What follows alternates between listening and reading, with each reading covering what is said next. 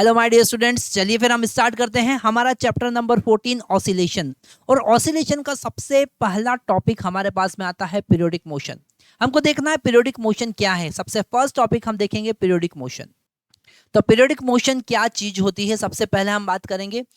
Periodic motion को हम simple सा डिफाइन कर सकते हैं। अगर कोई पार्टिकल अपने पोजीशन को रिपीट करता है, if a particle is repeating its position after a fix interval of time, it is called periodic motion. तो ये डेफिनेशन आप सबसे पहले यहाँ पर लिख लीजिए, what is meaning of periodic motion. Okay, periodic motion, यहाँ पर हम अगर इस पीरियोडिक मोशन की बात करें, ये पीरियोडिक मोशन क्या है, तो हम यहाँ पर लिखेंगे पीरियोडिक मोशन। पीरियोडिक मोशन बहुत इंपॉर्टेंट कॉन्सेप्ट है। पीरियोडिक फंक्शन भी बहुत इंपॉर्टेंट कॉन्सेप्ट होते हैं, क्योंकि ये यहाँ पर नहीं, आगे भी अगर आप इंजीनियरिंग करते हैं तो पीरियोडिक मोशन से रिलेटेड कॉन्सेप्ट हमारे पास में आते हैं। सबसे पहले हम बात कर रहे हैं पीरियोडिक मोशन की। पीरियोडिक मोशन क्या होता है? When a particle when a particle repeats its position after fixed interval of time, after fixed interval of time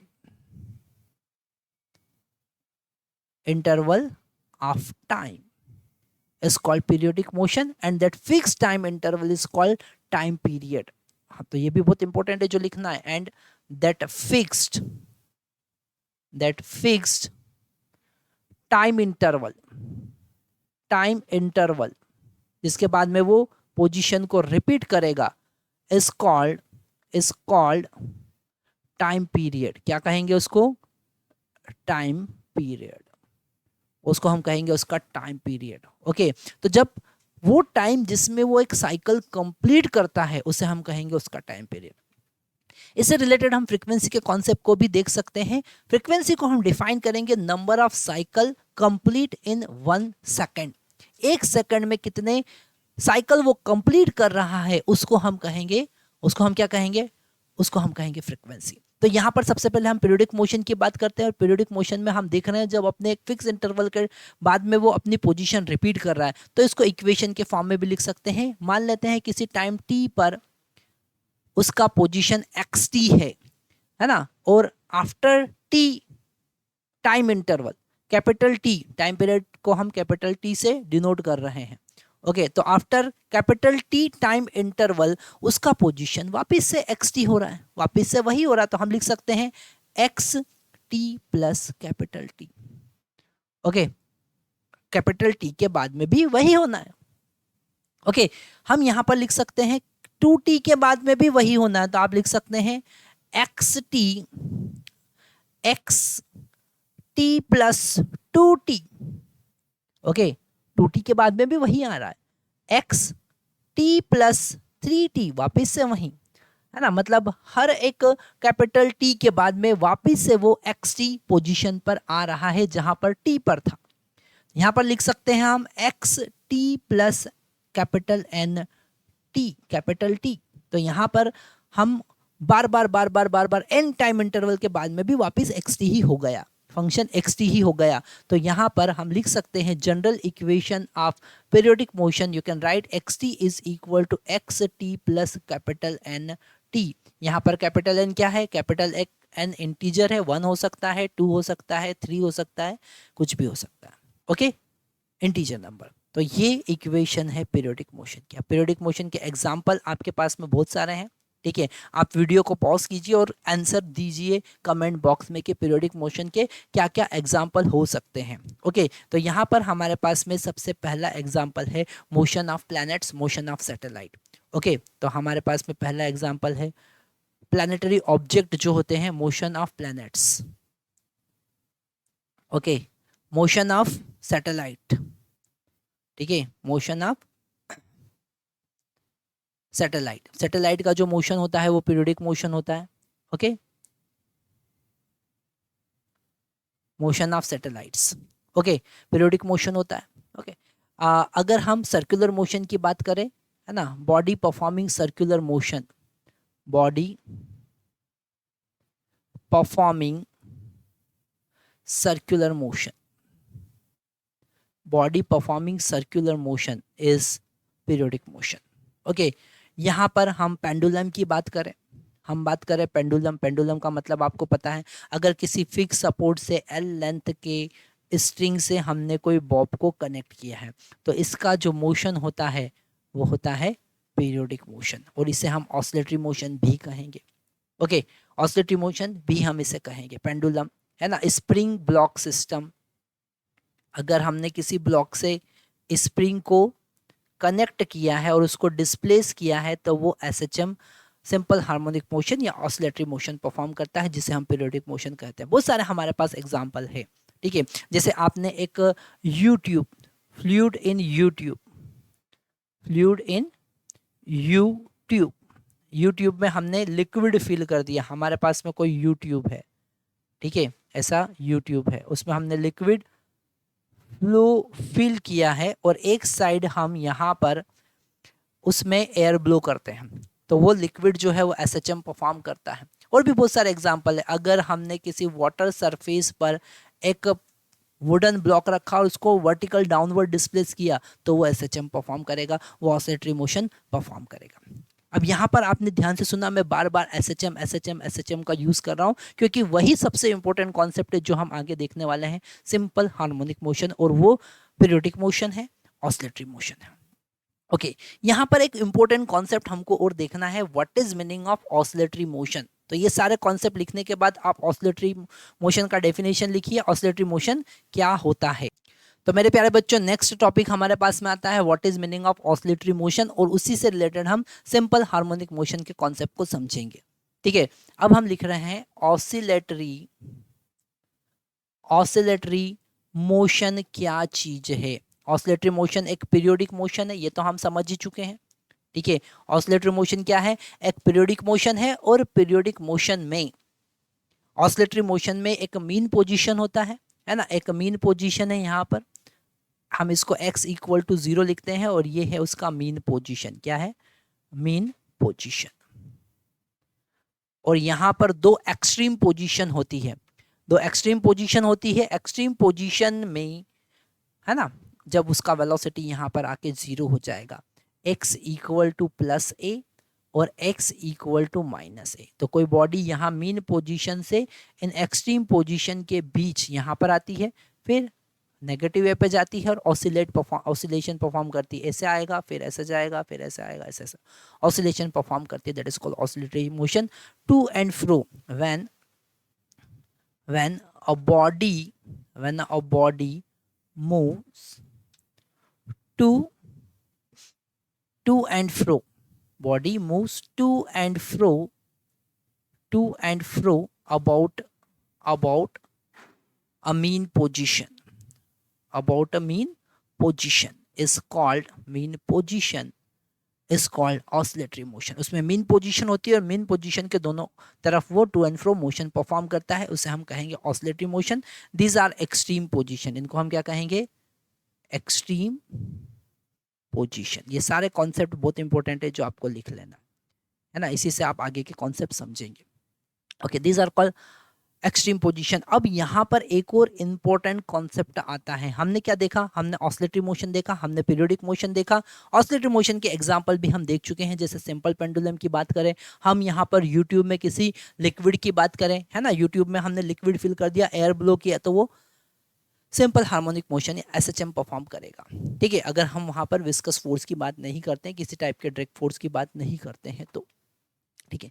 यहाँ पर स्प्रिंग ब्लॉक सिस्टम की हम बात कर सकते हैं, हम किसी वुडन ब्लॉक की बात कर सकते हैं जो वाटर के सरफेस पे फ्लोट कर रहा है और उसे हमने वर्टिकल डाउनवर्ड डिस्प्लेस किया, तो वो एसएचएम परफॉर्म करेगा, ऑसिलेटरी मोशन परफॉर्म करेगा।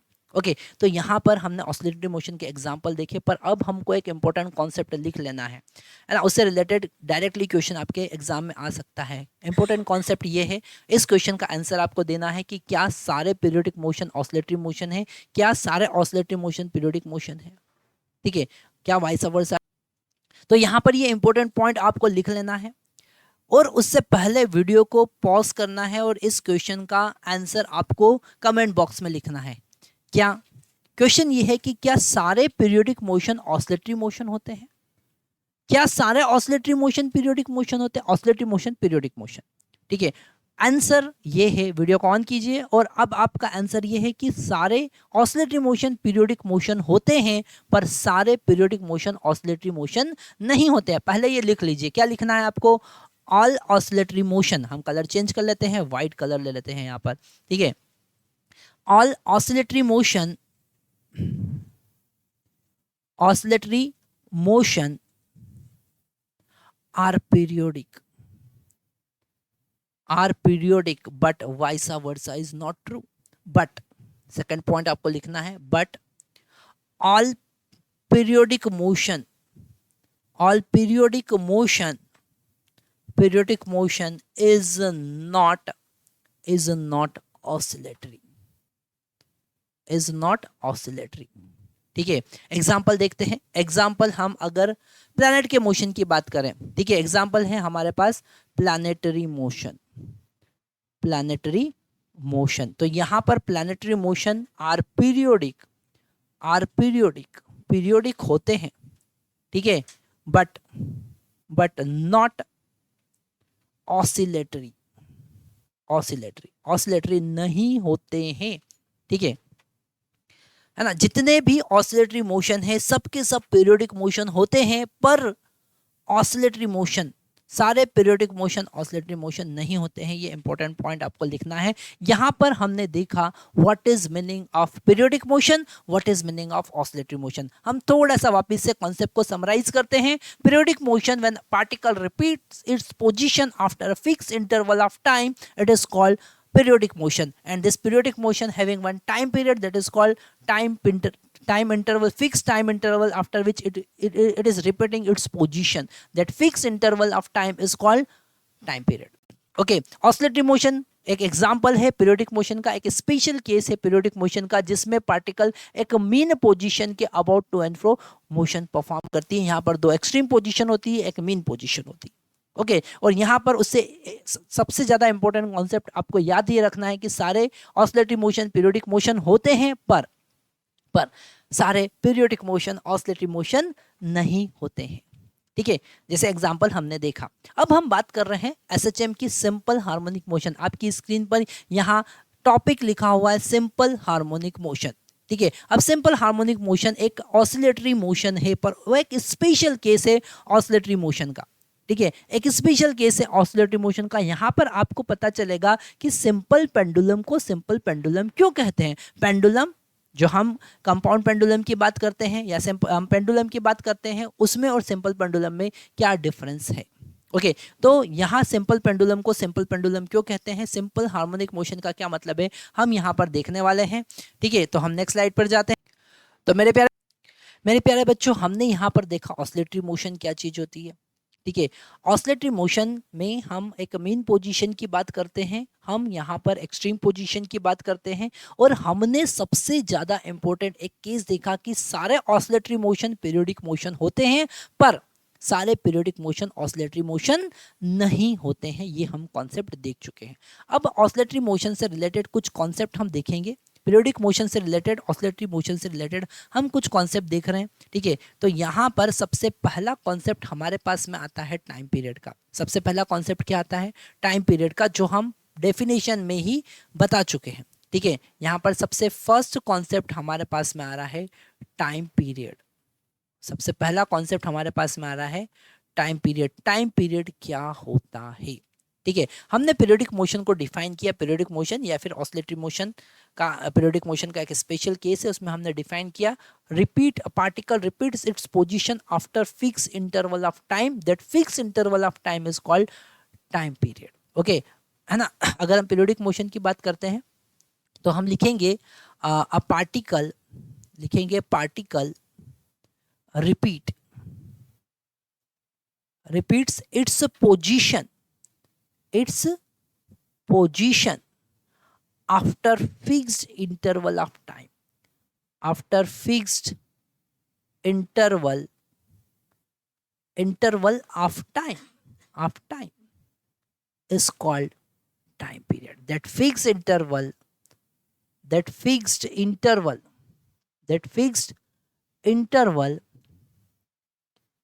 is called टाइम पीरियड, और इसको हम कैपिटल टी से डिनोट करेंगे, डिनोटेड बाय कैपिटल टी, ठीक है, डिनोटेड बाय कैपिटल टी, है ना। यहां पर अगर हम इसका यूनिट देखें तो आप बताइए टाइम पीरियड का यूनिट क्या होगा, टाइम पीरियड का यूनिट क्या होगा, सेकंड, ठीक है, सेकंड या फिर मिनट या फिर आवर। ओके, तो हमने टाइम पीरियड का कॉन्सेप्ट देखा। नेक्स्ट हम कॉन्सेप्ट देख रहे हैं फ्रीक्वेंसी। क्या देख रहे हैं, फ्रीक्वेंसी, ठीक है, हम देख रहे हैं फ्रीक्वेंसी। ओके, तो यहां पर फ्रीक्वेंसी को हम डिफाइन कर सकते हैं नंबर ऑफ साइकिल और oscillation, number of cycle, complete cycles, complete in 1 second, 1 second, okay, is called frequency. और फ्रीक्वेंसी को हम यहां पर डिनोटेड बाय न्यू, किससे डिनोट करेंगे, न्यू से डिनोट करेंगे, किससे डिनोट करेंगे, न्यू से डिनोट करेंगे। और यहां पर अगर हम रिलेशन देखें, ठीक है, relation between frequency and time period, time period, frequency और टाइम पीरियड में रिलेशन अगर हमको देखना है, फिर से वीडियो पॉज कीजिए और रिलेशन बताइए। कमेंट बॉक्स में आपको जरूर लिखना है what is relation between frequency and time period. So this nu is equal to 1 by t. It is nu 1 by t.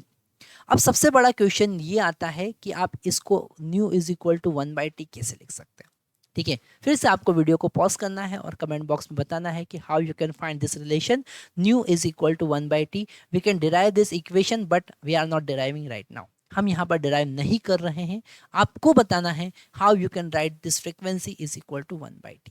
Okay, video pause कीजिए, सोचिए और कमेंट बॉक्स में हमको बताइए how this nu is equal to 1 by t and the unit is hertz.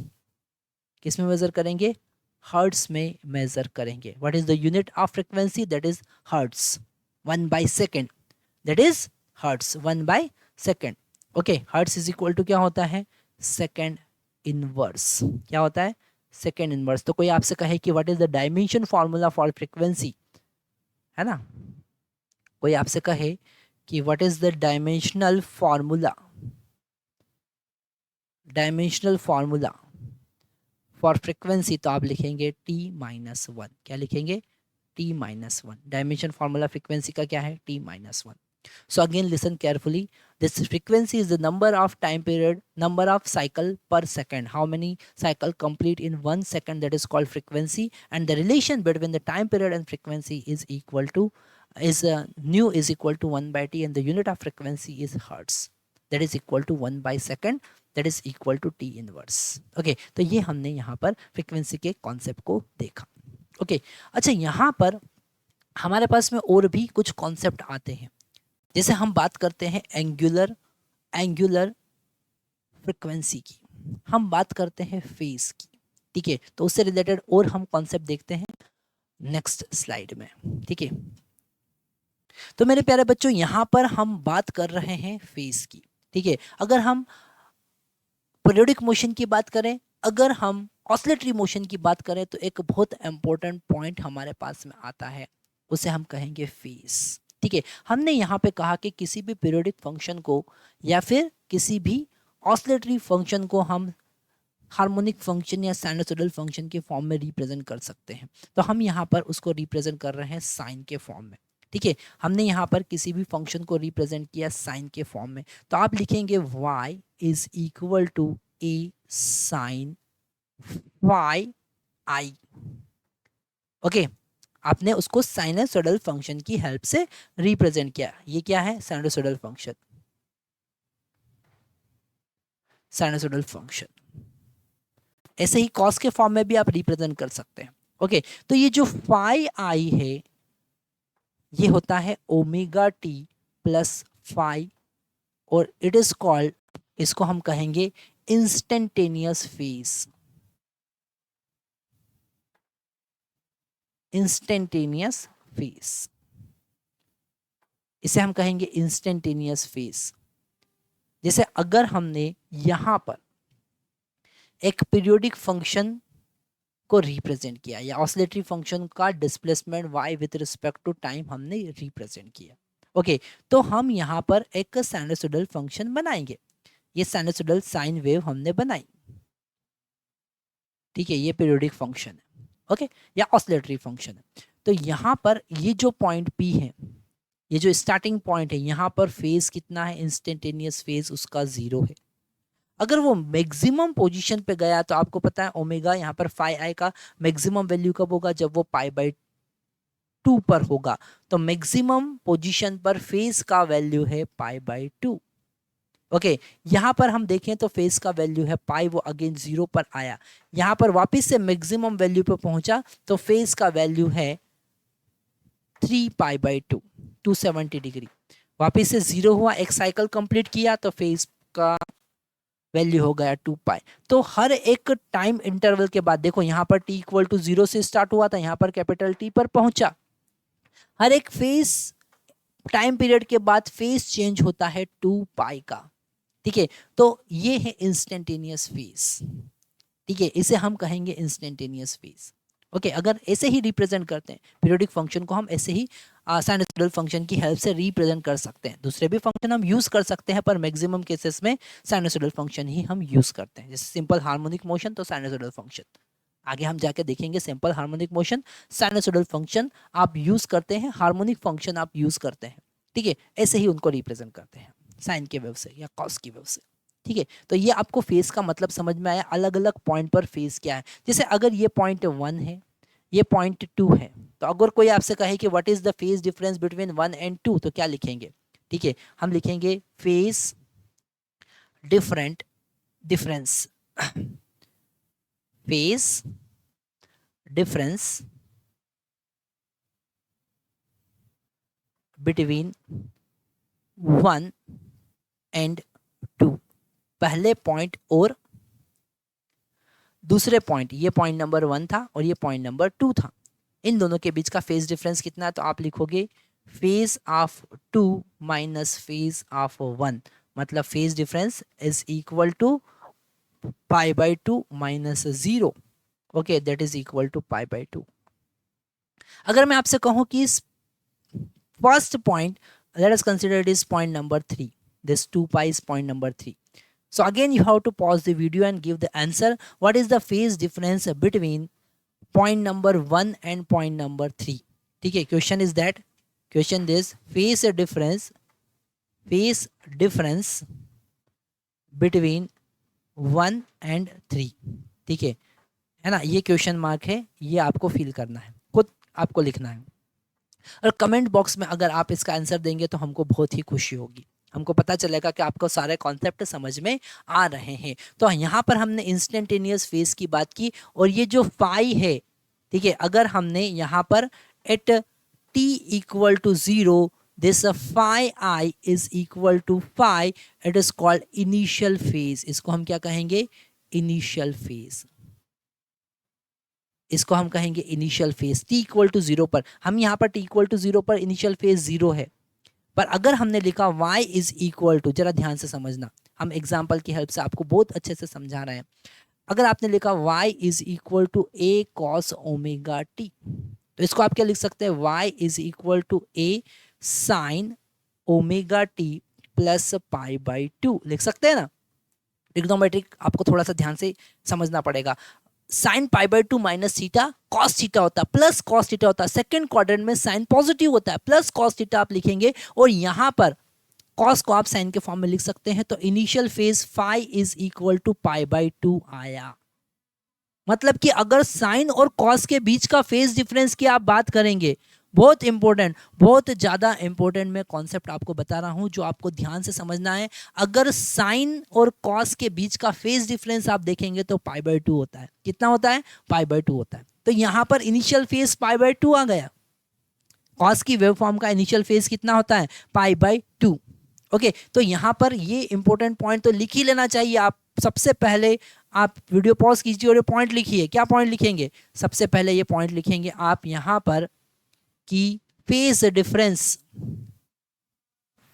Difference between sine theta and cos theta is equal to pi by 2. My dear student, very very important concept.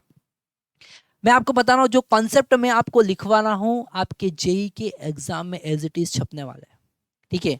आप जब previous year के question देखेंगे तो ये सारे concept as it is आपको मिलेंगे, ठीक है। एक एक कॉन्सेप्ट वहां पर रिपीट होने वाला है, तो सारे कॉन्सेप्ट बहुत इंपॉर्टेंट है जो आप लिख लीजिए। Phase difference between sine theta and cos theta is pi by 2, ठीक है। यहाँ पर फेज का मतलब हम समझे, ठीक है। ज्यादा कुछ दिमाग हमको नहीं लगाना है, हमको सिंपल सा कॉन्सेप्ट समझना है। y is equal to A sine phi I and this phi I is called, it is called instantaneous phase and is represented by omega t plus phi.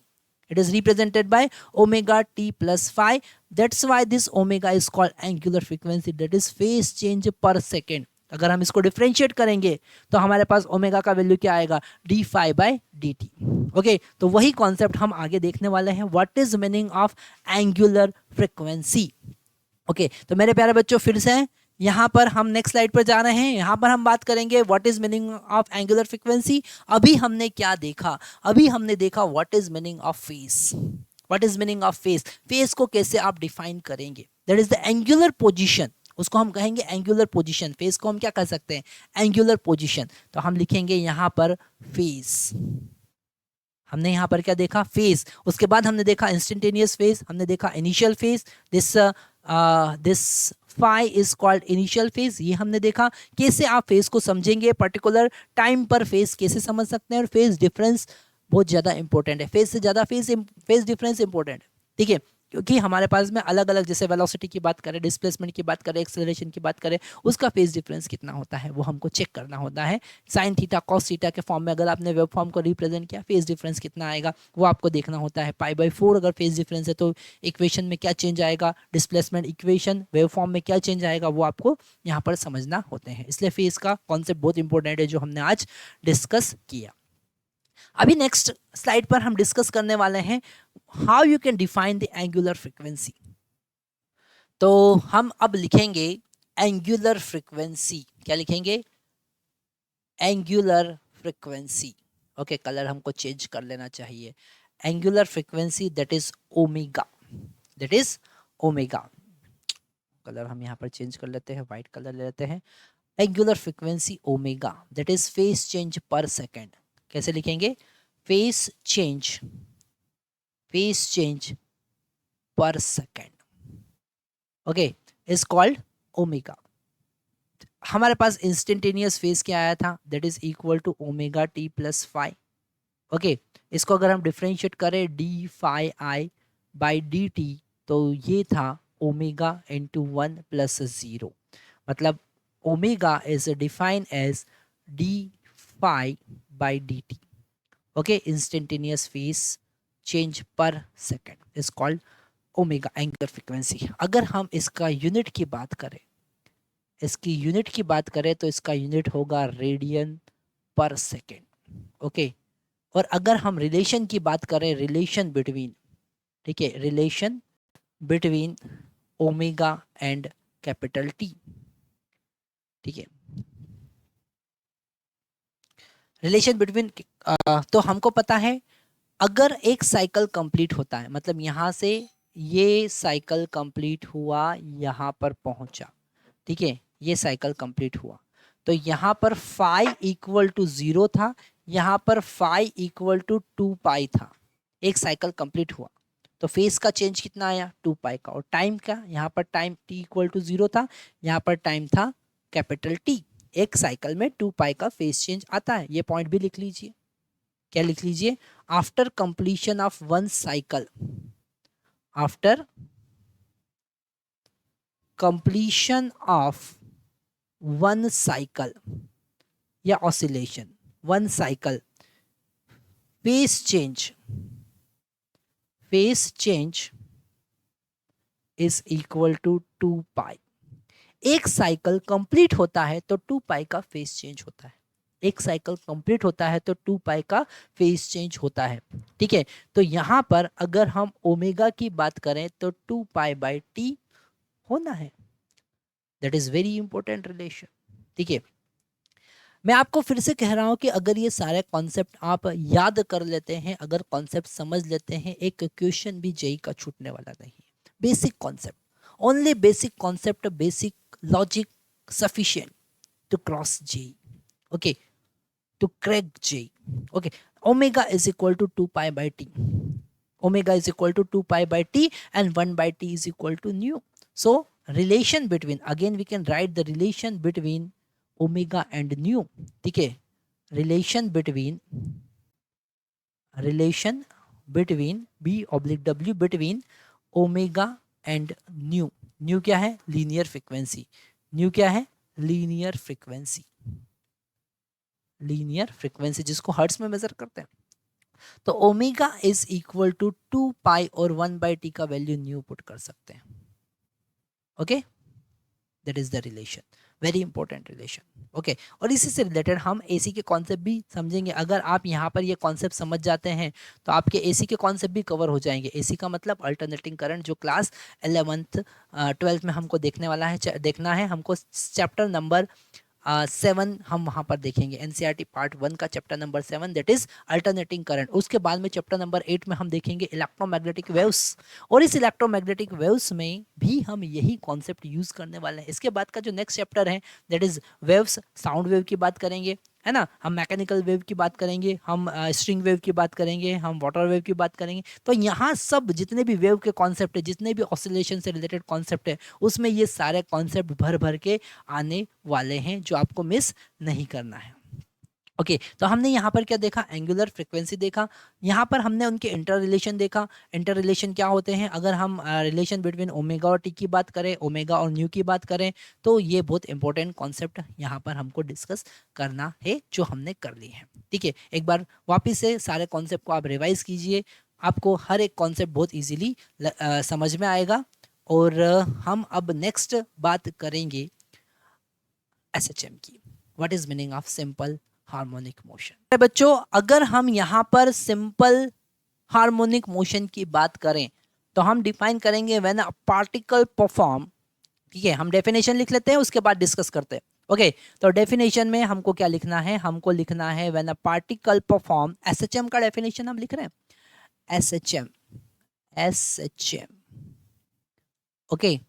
क्या लिखेंगे definition? When a particle perform, when a particle perform oscillatory motion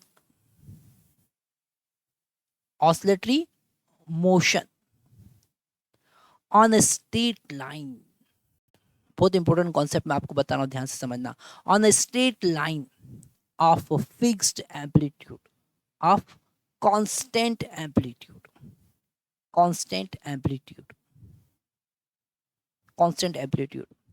it is called SHM। और यहाँ पर harmonic motion इसलिए कहा क्योंकि हम इसके मोशन को हार्मोनिक फंक्शन की हेल्प से रिप्रेजेंट कर सकते हैं, ओके।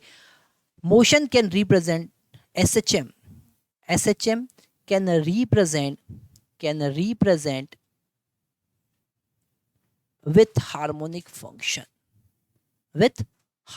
function, हम यहाँ SHM को हार्मोनिक फंक्शन की हेल्प से रिप्रेजेंट कर सकते हैं। अब हार्मोनिक फंक्शन के एग्जांपल है जैसे कि sign omega T, cos omega T, और एक और कॉम्प्लेक्स हार्मोनिक फंक्शन होता है e⁻⁻⁰ omega T, iota, e⁻⁻⁰ omega T, या जे भी लिखते हैं उसे, ठीक है। यहाँ पर ये थोड़ा सा हमने अलग कॉन्सेप्ट बताया है कि e⁻⁻⁰ ओमेगा टी कैसे एक हार्मोनिक फंक्शन है, ठीक है। ये कॉम्प्लेक्स फंक्शन है जिसमें हम फेज को भी इंक्लूड कर लेते हैं, ओके। तो यहाँ पर हम अगर जैसे SHM का डिस्प्लेसमेंट का इक्वेशन लिखे तो हम लिख सकते हैं A sine omega T plus phi, क्या लिख सकते हैं?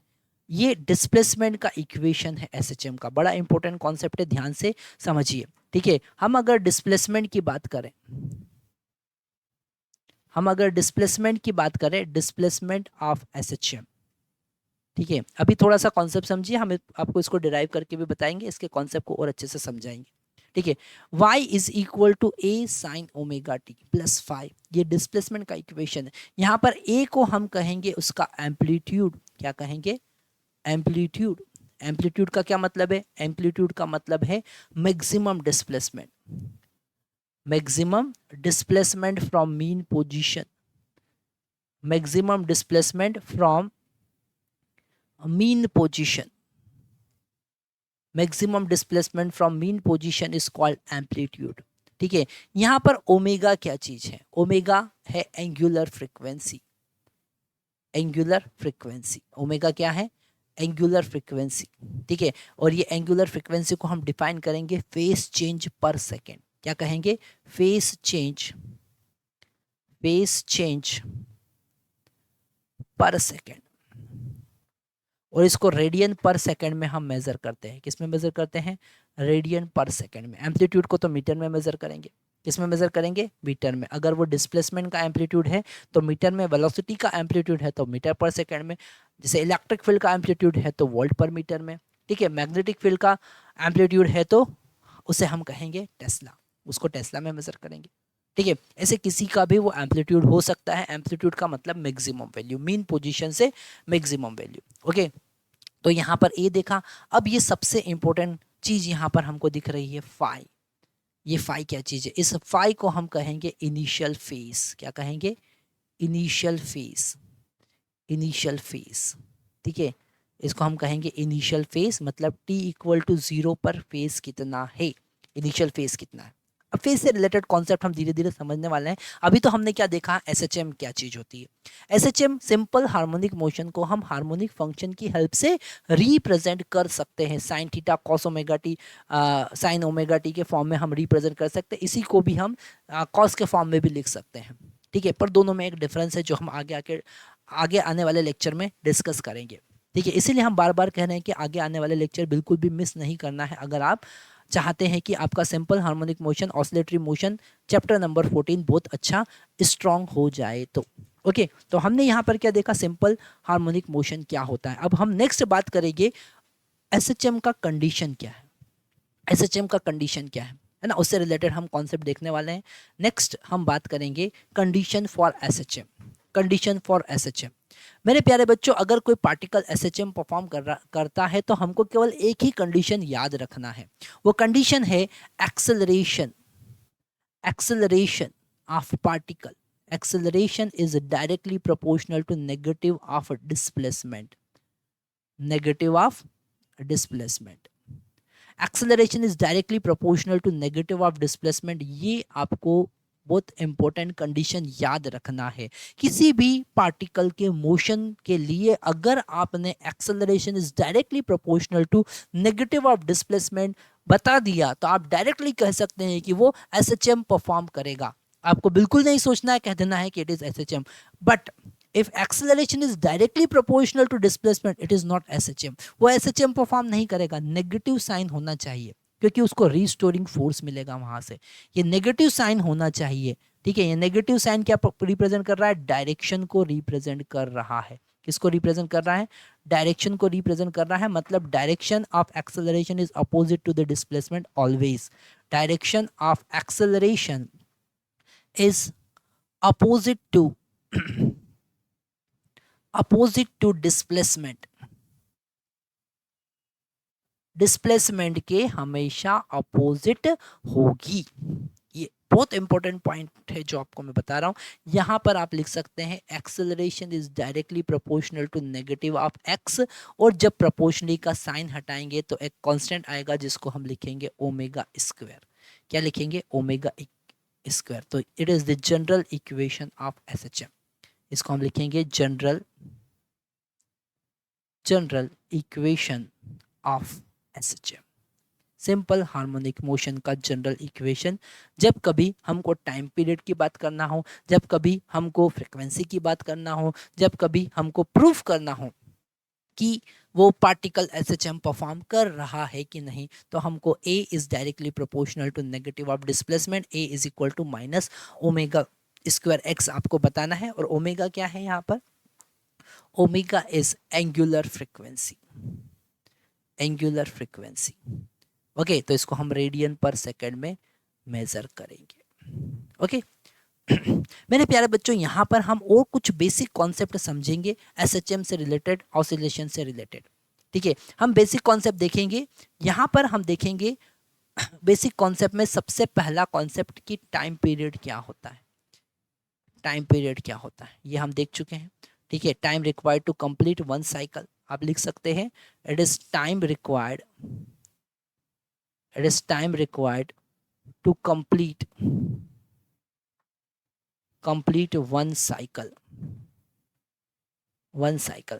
हम यहाँ पर फ्रीक्वेंसी की बात करेंगे। What is meaning of frequency? That is called linear frequency, that it is angular frequency. और लीनियर फ्रीक्वेंसी क्या होगा, तो आप यहाँ पर बात करेंगे लीनियर फ्रीक्वेंसी। तो हम लिखेंगे number of cycle in 1 second, number of cycle in 1 second is called frequency. और इसको हम न्यू से रिप्रेजेंट करेंगे। किससे रिप्रेजेंट करेंगे? न्यू से रिप्रेजेंट करेंगे। It is equal to 1/t। ठीक है, अब यहाँ पर सबसे बड़ा इंपॉर्टेंट कॉन्सेप्ट ये आता है कि आप फ्रीक्वेंसी को 1/t कैसे लिख सकते हैं। ठीक है, आप फिर से वीडियो को पॉज कीजिए, सोचिए और कमेंट बॉक्स में हमको बताइए कि कैसे आप लिख सकते हैं frequency is equal to 1/t। ठीक है, कॉन्सेप्चुअली आपको बताना है कैसे आप लिख सकते हैं frequency nu is equal to 1/t। और इसका यूनिट क्या होना चाहिए? इसका यूनिट होता है हर्ट्स। क्या होता है? हर्ट्स। तो फ्रीक्वेंसी को हम हर्ट्स में मेजर करते हैं, फ्रीक्वेंसी को हम हर्ट्स में मेजर करते हैं। और एक साइकिल जब कंप्लीट होता है तो यहाँ पर 2π का फेस कंप्लीट होता है। अगर एक साइकिल पार्टिकल कंप्लीट करता है तो यहाँ पर 2π का फेस कंप्लीट होता है। ठीक है, तो हम यहाँ पर ओमेगा, अगर हम ओमेगा की बात करें तो हम लिखेंगे 2π/t, face change per second. तो कंप्लीट टाइम इंटरवल t के बाद में कितना फेस चेंज आया? 2π का फेस चेंज आया। तो यहाँ पर हमारे पास में एक रिलेशन और आया ओमेगा और पाई में। ओके, और हम अच्छे से कॉन्सेप्ट को देखते हैं नेक्स्ट स्लाइड में। तो यहाँ पर हमने कंडीशन की बात की एसएचएम,